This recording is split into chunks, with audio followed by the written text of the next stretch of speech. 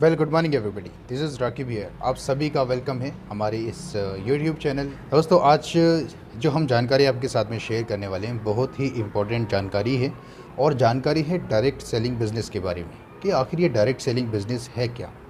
और अगर आपने इससे पहले मैं आपको बताना चाहूँगा, अगर आपको लगता है सेलिंग के वर्ड से डर यानी कि भाई सेल करना पड़ेगा या बेचना पड़ेगा, तो इस वीडियो के डिस्क्रिप्शन में हमारा एक इससे पहले एक वीडियो आ चुकी है जिसमें सेलिंग के बारे में कम्प्लीटली एक्सप्लेन किया गया है कि सेलिंग है क्या। तो आप उस वीडियो को जाकर देख सकते हैं। और सेलिंग के लिए जो आपके मन में धारणा है वो धारणा क्लियर हो जाएगी। आज इस वीडियो में हम बात करेंगे डायरेक्ट सेलिंग बिज़नेस के बारे में। डायरेक्ट सेलिंग बिज़नेस है क्या, जो 21st सेंचुरी का यानी इसी 21वीं सदी का आठवां अजूबा माना जाता है, कहलाया जाता है। ऐसा क्यों कहा जाता है इस डायरेक्ट सेलिंग बिज़नेस को? इसमें बेसिकली दो चीज़ें हैं जिसको हमें समझना है। पहला है ट्रेडिशनल बिज़नेस। ये वो बिज़नेस है जो हम कई सदियों से, कई हज़ार सालों से करते हुए आ रहे हैं। और एक ये बिज़नेस है जिसको कहा जाता है डायरेक्ट सेलिंग बिज़नेस, जो अभी इसी सदी में 21वीं सदी में शुरू हुआ। और शुरू होने के बाद में आठवां अजूबा भी इसी सदी का कहलाने लगा। इसका रीज़न क्या है, क्यों इतनी जल्दी इसने ग्रोथ की, ये कुछ पॉइंट्स हैं इसके बारे में जो हम आगे जानेंगे।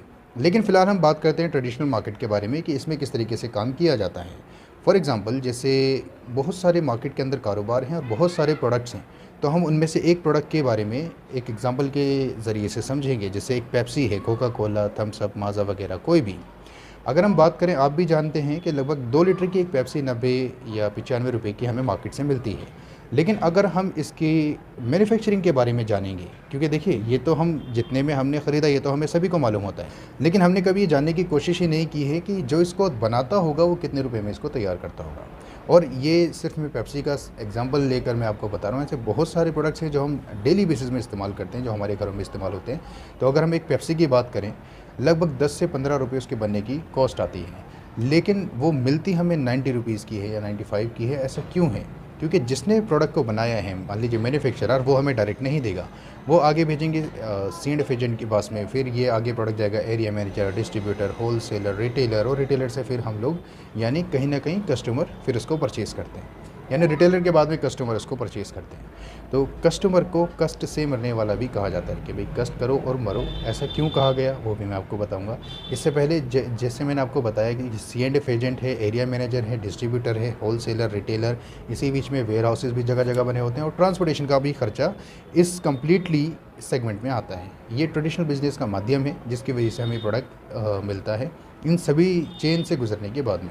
अब अगर हम बात करें, जिसने इस प्रोडक्ट को मैन्युफैक्चर किया वो लगभग 10-15 रुपये उन्होंने रखे, फिर C&F एजेंट ने कुछ प्रॉफिट रखा, फिर एरिया मैनेजर ने रखा, फिर डिस्ट्रीब्यूटर ने रखा, फिर होलसेलर ने रखा, फिर ट्रांसपोर्टेशन में लगभग 8-10 रुपये खर्चा हुए, वेयर हाउस में 6-7 रुपये खर्चा। इस तरीके से सभी लोगों में पैसा बटने के बाद में रिटेलर के पास ये प्रोडक्ट लगभग 50-55 रुपये में या 60 रुपये में पहुंचता है। अगर हम बात करें 55 रुपये में उनके पास पहुंचा, हो सकता है आपकी खुद की दुकान है या आपके रिलेटिव्स में किसी की जनरल स्टोर, कोई जनरल स्टोर चलाते हैं। अगर आप उनसे मालूम करेंगे कि आपको ये प्रोडक्ट कितने रुपए में मिलता है या कितने रुपए इस पे प्रॉफिट होता है, तो वो आपको बताएंगे कि सिर्फ 5 रुपये, 7 रुपये, 10 रुपये से ज़्यादा प्रॉफिट उनको नहीं होता। तो बाकी के, अब जैसे मान लीजिए 55 रुपये का उनके पास में प्रोडक्ट पहुँचा और उनका भी प्रॉफिट हमने उसमें रख लिया 5 रुपये, 10 रुपये, तो 65 रुपये का हमें मिलना चाहिए, 60 रुपये का हमें मिलना चाहिए। लेकिन अभी भी मिल कितने का रहा है? लगभग 90 रुपीज़ का, 90 रुपये का। इतना महंगा क्यों? क्योंकि इसमें बीच में एक और सेक्टर जो मैंने आपको नहीं बताया, वो सेक्टर ऐड इसके अंदर किया जाता है। और वो सेक्टर क्या है? एडवर्टीज़मेंट। जैसे कि हम पहले मैच देखते थे तो बीच बीच में ऐड आते थे, लेकिन अगर हम आज के बारे में बात करें तो ऐड आते हैं और बीच बीच में मैच आता है। यानी एडवर्टीज़मेंट का जो सेक्टर है बहुत ज़्यादा बढ़ चुका है। आप देखें, ऐसा कौन सा प्रोडक्ट है हमारे घर के अंदर जो इस्तेमाल नहीं होता और जिसका एडवर्टीज़ नहीं दिखाया जाता? लगभग सभी प्रोडक्ट्स के आज एडवर्टीज़ दिखाया जाता है, चाहे वो हम सोशल मीडिया की बात करें, टेलीविज़न की बात करें, या फिर हम प्रिंट मीडिया की बात करें। जगह जगह होर्डिंग बोर्ड भी, बैनर भी लगे होते हैं। तो इन सभी एडवर्टीज़मेंट में ये पैसा खर्चा किया जाता है और वो पैसा जाता है बेसिकली कस्टमर की जेब से, इसीलिए उसको कस्टमर कहा जाता है। मैंने शुरू में बताया था कि मैं बताऊंगा आगे इसको कष्ट से मरने वाला क्यों कहते हैं। तो ये पैसा इनडायरेक्टली कहीं ना कहीं हमारी जेब से जाता है और इसका प्रॉफिट दूसरे इंसानों को मिलता है, लेकिन आमतौर पे हम इसका फ़ायदा नहीं उठा पाते या हमें कोई प्रॉफिट नहीं हो पाता। अब डायरेक्ट सेलिंग बिज़नेस का क्या नज़रिया है? डायरेक्ट सेलिंग बिज़नेस कहता है कि जिसने ये प्रोडक्ट तैयार किया ट्रेडिशनल बिज़नेस का यानी मैन्युफैक्चरर ने, और जिससे आपने ख़रीदा यानी रिटेलर से, तो जितने भी इसके बीच में और सेक्टर आए, जैसे कि C&F एजेंट आया, वेयर हाउस, ट्रांसपोर्टेशन और आपका एरिया मैनेजर, डिस्ट्रीब्यूटर, जितने भी सेक्टर आए, इन सभी सेक्टर को इसने उठाया और एक ही जगह क्लब करके रख लिया। ये डायरेक्ट सेलिंग बिजनेस कहता है। यानी उसने इन सभी सेक्टर को ख़त्म करके एक ही जगह रखा अपने पास। दूसरी चीज़, ये जो एडवर्टीज़मेंट में सबसे ज़्यादा पैसा खर्च होता है, अब एडवर्टीज़मेंट के बारे में डायरेक्ट सेलिंग बिजनेस ने सर्वे किया और ये सर्वे करके बताया कि एडवर्टीज़मेंट का मतलब क्या होता है। यानी वो किसी भी प्रोडक्ट के बारे में जानकारी हमें प्रोवाइड करते हैं कि कौन सा प्रोडक्ट अच्छा है या बुरा है, इस्तेमाल करना चाहिए कि नहीं करना चाहिए। वो बेसिक हमें जानकारी प्रोडक्ट के बारे में बताते हैं और उस जानकारी को अगर हम देखें तो जानकारी को सलाह देना भी कहा जाता है। अब ये जो सलाह देने का काम है, डायरेक्ट सेलिंग बिजनेस ने हमें बताया कि बचपन से लेकर के बुढ़ापे तक एक इंसान ऑन एन एवरेज ये सलाह देने का कारोबार करता है और सलाह देने से बचपन से बुढ़ापे तक दूसरे लोगों का 18 करोड़ रुपए से ज़्यादा का कारोबार ये करवाता है, सिर्फ सलाह देकर, यानी बोलकर। अब आप मुझे बताएं, अगर हम अपना सर्वे करेंगे तो हो सकता है पूरी ज़िंदगी निकल जाती है हमारी। ज़्यादातर लोग, लगभग 95% लोग 1 करोड़ रुपये से ज़्यादा अपनी ज़िंदगी में या 1 करोड़ रुपये भी नहीं कमा पाते। लेकिन क्या आपको इस बात पे सुनकर यकीन होता है कि हम लोग बचपन से लेके बुढ़ापे तक ऑन एन एवरेज 18 करोड़ रुपए से ज़्यादा का बिज़नेस दूसरे इंसानों को करवाते होंगे? डेफिनेटली आपको बिलीव नहीं होगा। लेकिन अगर मैं आपको याद दिलाऊंगा कि ऐसा कैसे होता है, मान लीजिए आपने कहीं पर कोई खाना खाया, जैसे शाही पनीर खाया आपने या दाल मखनी खाई। अब उसके बारे में अगर आपको वो होटल का या ढाबे का खाना अच्छा लगा, आपने घर पे आके फैमिली में, अपने फ्रेंड्स में या जहाँ पे आप काम करते हैं उस सर्कल में आपने उनके खाने की तारीफ़ की कि भाई जहाँ पे मैंने आज खाना खाया बहुत मज़ा आ गया खाकर, बहुत ही टेस्टी खाना था और सस्ता भी था। अब आपने उनको बताया, हुआ क्या कि आपके फ्रेंड्स ने या आप जहाँ पर काम करते थे उसमें से जितने भी लोग थे वहाँ पर, हो सकता है नेक्स्ट टाइम वो उसी होटल पे चले जाएं, उस ढाबे पे चले जाएं जहाँ पे आपने रिकमेंडेशन किया था, जिसके बारे में आपने एक्साइटेड होकर बताया था। अब वो लोग वहाँ पर जाएंगे, ख़रीदारी करेंगे, इसके बदले में आपको क्या मिलेगा? यानी इनडायरेक्टली बिज़नेस आपके बताने से किसी दूसरे इंसान का बढ़ा, लेकिन आपको इसके बदले में कोई फ़ायदा नहीं मिलता। इसी तरीके से अगर हम देखें, अगर कोई त्यौहार, कोई फेस्टिवल आता है या फिर कोई शादी आती है तो हम एक दूसरे के रिकमेंडेशन से कपड़े ख़रीदते हैं। हम बोलते हैं भाई आपने ये कपड़े लिए या कहाँ से लाए, हमें बताइए। हमारे अंदर क्या हैबिट होती है, हम उस चीज़ के बारे में कम्प्लीटली जानकारी देना शुरू करते हैं। यानी एक एक चीज़ के बारे में कि उस दुकान से लाए, डिस्काउंट पे मिला, कम मिल गया, आप मेरे साथ में चलना, मैं दिला कर ले आऊँगा और आपको सस्ता मिल जाएगा। इस तरीके से हम बहुत सारी चीज़ें उनके साथ में शेयर, और हमारी जानकारी शेयर करने से वो लोग प्रोडक्ट वहाँ पर ख़रीद के लाते हैं, लेकिन उसके बदले में हमें कोई फ़ायदा नहीं मिलता। अब इसी तरीके से अगर आप देखेंगे बचपन से लेकर के अभी तक, और हो सकता है आज भी और अभी भी, आप किसी न किसी को किसी न किसी चीज़ के बारे में सलाह देकर आए हो या सलाह दी हो अभी आपने, तो आपके बताने से बेसिकली बिज़नेस दूसरे इंसान का बढ़ता है, लेकिन उसके बदले में हमें कोई फ़ायदा नहीं मिलता है।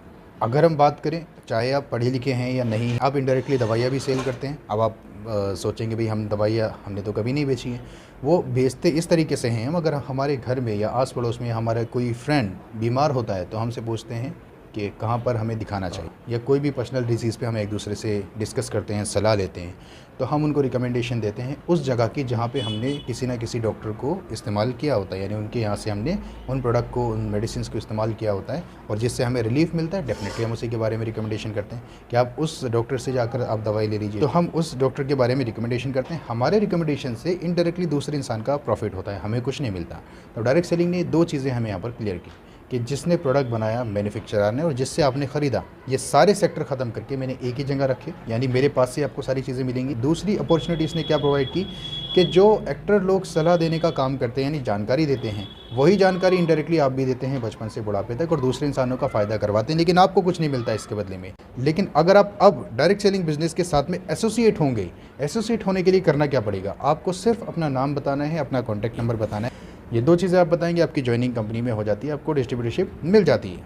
ठीक है ना, किसी भी डायरेक्ट सेलिंग कंपनी से आपको डिस्ट्रीब्यूटरशिप मिल जाती है और केवाईसी डॉक्यूमेंट सबमिट करके आप ये डिस्ट्रीब्यूटरशिप ले सकते हैं। इसके आगे काम क्या करना होता है, आपने डिस्ट्रीब्यूटर बने आप डायरेक्ट सेलिंग बिजनेस के। मान लीजिए ये एक डायरेक्ट सेलिंग बिजनेस है, इसके आप डिस्ट्रीब्यूटर बन गए और डिस्ट्रीब्यूटर बनने के बाद में अब वही जानकारी जो अभी तक आप इनडायरेक्टली यानी अनजाने में दूसरे लोगों को जानकारी देते थे, अब वही जानकारी अगर आप इस कंपनी के बारे में लोगों को देंगे, यानी सलाह देंगे बेसिकली, तो जो ट्रेडिशनल मार्केट में मैन्युफैक्चरर से लेकर रिटेलर तक 60 से 70% पैसा डिस्ट्रीब्यूट होता था, वो उन सभी लोगों को ना मिलके डायरेक्टली आपको मिलेगा। यानी आप कंपनी के साथ में जुड़े और आपने लोगों को सलाह दी कंपनी के बारे में, तो आप क्योंकि डिस्ट्रीब्यूटर थे तो 60 से 70% पैसा आपके पास में आया लोगों को सलाह देने से। यानी आज तक जो हम अनजाने में काम करते हुए आ रहे थे, अगर आप वही किसी भी कंपनी के साथ में डायरेक्ट सेलिंग बिजनेस के साथ में, किसी भी डायरेक्ट सेलिंग बिजनेस के साथ में एसोसिएट होकर और उस कंपनी के बारे में जानकारी देंगे, उसके प्रोडक्ट के बारे में, सर्विसेज के बारे में आप लोगों को बताएंगे, उसका आइडिया आप शेयर करेंगे, उसके बदले में आप पैसे कमाएंगे। इसको डायरेक्ट सेलिंग बिज़नेस कहा जाता है। आई होप कि आपको डायरेक्ट सेलिंग बिज़नेस के बारे में समझ में आया होगा। अब आप आज ही से डायरेक्ट सेलिंग बिज़नेस में काम करना शुरू कीजिए, क्योंकि सिर्फ ये रिकमेंडेशन से चलता है। इस बिज़नेस की कुछ खूबियाँ ये हैं कि जैसे ट्रेडिशनल बिज़नेस अगर आप कोई भी करनी चाहेंगे मार्केट के अंदर, मान लीजिए आप कोई होटल खोलते हैं या कोई रेस्टोरेंट आप ओपन करते हैं, सबसे पहली चीज़ आपको चाहिए पैसा, और पैसे के साथ साथ आपको नॉलेज भी उस कारोबार के बारे में होनी चाहिए। फिर तीसरी चीज़ वहाँ पर आती है लायबिलिटीज़, यानी आपको रिस्पॉन्सिबिलिटी आपके ऊपर जो रहेगी वो किस चीज़ की रहेंगी, लायबिलिटी, कि वहाँ पर हर महीने आपको बिजली का बिल देना है, ठीक है ना। जो भी सुबह शाम आपके वर्कर्स जितने भी काम करेंगे उस जगह पर, उनका चाय पानी का खर्चा आपने देखना है, ठीक है ना। इसके अलावा या तो दो ऑप्शन है आपके पास, अगर मान लो आप किसी से कोई भी प्रोडक्ट मैन्युफैक्चर करवाते हैं तो या तो आपने उनको सैलरी बेस पे रखा होगा या फिर आपने कमीशन बेस पे रखा होगा। कमीशन बेस जिस तरीके से मान लीजिए जीन्स वगैरह की जैसे सिलाई होती है तो वो कुछ लोग पर पीस के हिसाब से बनाते हैं, 30 रुपीज़, 40 रुपीज़, 50 रुपीज़ पीस के हिसाब से। अब मान लो आपने इन्वेस्टमेंट की, लोगों को भी आप ले आए और आप खर्चा भी कर रहे हैं, लायबिलिटी भी आप देख रहे हैं, बिजली का बिल, पानी का बिल और जगह का किराया भी, आप सारी चीज़ें मैनेज कर रहे हैं। लेकिन आप 25 रुपये 30 रुपये पीस किसी को अगर किसी भी चीज़ को मैन्युफैक्चर करने का देते हैं और सामने वाला, आप ही के सामने वाला अगर वो 30 रुपये 35 रुपये उनको देगा तो डेफिनेटली लोग वहाँ पर जाएंगे। क्यों जाएंगे? सीधी सी बात है कि वो ज़्यादा पैसे उनको मिल रहे हैं सेम काम करने के। ये बताने का मतलब ये है कि किसी भी कारोबार के अंदर रिस्क होता है। अगर मान लो आपने सैलरी बेस पे रखा तो आपका कारोबार चलता है नहीं चलता लोगों को मतलब नहीं है, उनको टाइम पर सैलरी चाहिए, ठीक है ना। ये कुछ चीज़ें हैं जो ट्रेडिशनल बिज़नेस के अंदर होती हैं। हम सभी जानते हैं कि हम बिज़नेस कर कर अमीर बन सकते हैं या बिज़नेस करके हमको पैसा कमा सकते हैं, लेकिन बिज़नेस करने के लिए जो स्टेप है वो हम नहीं उठाते, क्योंकि सबसे पहले पैसा चाहिए, फिर बिज़नेस के अंदर रिस्क होता है और टाइम मैनेजमेंट जो हम एक्चुअल में कर ही नहीं पाते हैं। अगर हम डायरेक्ट सेलिंग बिज़नेस की बात करें ना, तो यहाँ पर आपको कोई पैसा चाहिए, यानी यहाँ पे कोई इन्वेस्टमेंट नहीं लगती है। दूसरी चीज़, ना ही आपको कोई जानकारी यहाँ पर चाहिए। आप कितना जानते हैं कारोबार के बारे में, कितना नहीं जानते, आप कितने एजुकेटेड हैं, कितना नहीं है, अमीर हैं, गरीब हैं, शहर से हैं, गांव से हैं, पढ़े लिखे हैं, नहीं है, कोई भी चीज़ यहाँ पर मैटर नहीं करती इस डायरेक्ट सेलिंग प्लेटफॉर्म के अंदर। तीसरी चीज़, आपके ऊपर एक भी पर्सन की लायबिलिटी नहीं है, यानी आपको किसी को ऑफिस का रेंट नहीं देना, आपने कोई सैलरी किसी को नहीं देनी है। जितने भी लोग आपकी टीम में काम करेंगे किसी को आपने सैलरी नहीं देनी होती। कंपनी ने एक ऐसा बिजनेस मॉड्यूल बनाया हुआ है जो सारी चीज़ें कंपनी खुद मैनेज करेगी, तो आपके ऊपर 0% लायबिलिटी होती है। चौथी चीज़, जब आपने पैसा ही नहीं लगाया तो रिस्क यहाँ पे बिल्कुल ज़ीरो रहता है, यानी जब पैसा ही नहीं लगा तो रिस्क किस बात का, तो रिस्क भी यहाँ पे बिल्कुल ज़ीरो है। तो ये इसीलिए खूबसूरत बिज़नेस कहलाया जाता है और इसीलिए 8वां अजूबा कहलाया जाता है इस 21वीं सेंचुरी का। ये बहुत ही कमाल का और बहुत ही अनोखा बिज़नेस है। अगर आप इसमें काम करेंगे, सिर्फ एक ही चीज़ चाहिए यहाँ पर आपको कामयाब होने के लिए, और वो है आप एक्साइटेड कितना हैं, आपके पास ड्रीम्स कितने हैं, कितने सपनों को आप अपनी ज़िंदगी में पूरा करना चाहते हैं। जो अभी तक आपने लाइफ के बारे में सोचा कि मैं बड़े होकर अच्छा घर मैं लूँगा या अच्छी तरीके से मैं अपनी फैमिली को रखूँगा, जगह जगह हम घूमने जाया करेंगे, एंजॉय करेंगे लाइफ को, और बहुत अच्छी हमारे पास में गाड़ी, घर, बंगला वगैरह होना चाहिए। ये सारी चीज़ें अगर आप ज़िंदगी में करना चाहते हैं दोस्तों, एक ही प्लेटफॉर्म है और वो है डायरेक्ट सेलिंग बिज़नेस, ठीक है ना। क्योंकि डायरेक्ट सेलिंग बिज़नेस में आप कभी भी अकेले नहीं होते, आप टीम बनाकर काम करते हैं और इसीलिए आप कामयाब हो जाते हैं। मैं एक छोटे से एग्जांपल के साथ में इस वीडियो को समाप्त करना चाहूँगा। ये दो लोग हैं ट्रेडिशनल बिज़नेस में और जो हम जॉब वगैरह करते हैं उसमें क्या डिफरेंस है, मैं इन दो लोगों से आपको बताना चाहूँगा। इनके पास में 24 घंटे हैं और इनके पास में भी 24 घंटे हैं, दिन और रात मिला के जैसे हम सभी के पास में। ये भी अकेले हैं और ये भी अकेले हैं, और ये ऑटो चलाते हैं और ये भी ऑटो का काम करते हैं। हो सकता है इन दोनों में कोई डिफरेंस आपको ना लगे, लेकिन इनमें सबसे बड़ा डिफरेंस जो है वो सोच का है। इनकी सोच अलग है, इनकी सोच अलग है। इनकी सोच कहती है कि मैं अकेले दिन रात मेहनत करने के लिए तैयार हूँ, यानी सुबह शाम जी तोड़ मेहनत करने के लिए मैं तैयार हूँ। मुझे आप बताएं शाम को 500 रुपये देंगे, 800 रुपये देंगे कि 1000 रुपये देंगे। 1000 से ऊपर की कभी ये दिन में सोच रखते नहीं हैं, और ये कहते हैं मुझसे आप 8 घंटे काम करवा लीजिए, 12 घंटे करवा लीजिए, 14 या 15 घंटे भी करवा लीजिए, मैं करने के लिए तैयार हूँ। शाम को बताएं आप कितने रुपये देंगे। अब अगर हम इन इंडिविजुअल की बात करें, ये क्या कहते हैं, इनकी सोच ये कहती है कि मैं तो अकेले काम ही नहीं करूँगा। यानी दोनों लोग अकेले थे लेकिन ये कहते हैं मैं अकेले काम ही नहीं करूँगा। मैं तो, अगर इनका भी ऑटो का काम है तो ये कहते हैं मैं 10 लोगों को ऑटो निकलवाऊँगा, और 10 लोग जब मेरे लिए 10 घंटे ऑटो चलाएंगे तो 10 धाम कितना होता है आपको मालूम है, यानी 100 घंटे एक ही दिन इनके लिए घर बैठे काम होगा, जबकि ये रोड पर भी नहीं निकले, ठीक है ना। अपने घर पे थे, अपने फैमिली के साथ में टाइम स्पेंड कर रहे थे, घर से बाहर भी नहीं गए, लेकिन इनके लिए 100 घंटे काम हुआ। अब आप मुझे खुद बताएं, ये अमीर बनेंगे कि ये अमीर बनेंगे, ठीक है ना। यानी एक दिन में ज़्यादा पैसे ही कमा सकते हैं यहाँ पर, लेकिन ये ट्रेडिशनल बिज़नेस है और हो सकता है ये जॉब वाला कोई भी सेक्टर हो। क्योंकि इसमें टाइम की कंडीशन होती है, टाइम की कमी होती है, जिसकी वजह से हम कभी भी आगे नहीं बढ़ पाते। अगर हम इनके बारे में बात करें, ये बिज़नेस करते हैं, लेकिन बिज़नेस करने के लिए मैंने अभी आपको बताया कि पहले पैसा चाहिए। अगर इन्होंने 10 ऑटो निकाले हैं, एक ऑटो तकरीबन 7 लाख रुपए का है, 10 × 7 कर लीजिए आप, लगभग 70 लाख रुपए इनको इन्वेस्टमेंट लगी उस कारोबार को शुरू करने में। और 70 लाख रुपए लगाकर लगभग 500 रुपये अगर एक व्यक्ति से भी इनके पास में रेंट आया तो 5,000 रुपये इन्होंने एक दिन का घर बैठे कमाए। लेकिन इस कारोबार को करने के लिए आपके पास में पैसा होना चाहिए। डायरेक्ट सेलिंग बिजनेस को करने के लिए आपको पैसे की ज़रूरत नहीं है। डायरेक्ट सेलिंग बिजनेस में ट्रेडिशनल बिजनेस की तरह किसी भी चीज़ की रिक्वायरमेंट नहीं है। सिर्फ एक ही चीज़ चाहिए कि आप सीखना कितना चाहते हैं, आप एक्साइटेड कितना है, अपने सपने कितने हैं, आप ड्रीम्स जो हैं आपकी, क्या वो आप पूरा करना चाहते हैं, यानी उन सब चीज़ों के लिए आप एक्साइटेड हैं। अगर एक्साइटमेंट आपके अंदर है तो दोस्त आज ही से आप इस कारोबार को शुरू कीजिए। तो आज की वीडियो में इतना ही। आपसे जल्द मुलाकात होगी हमारी नेक्स्ट वीडियो में। Thank you so much.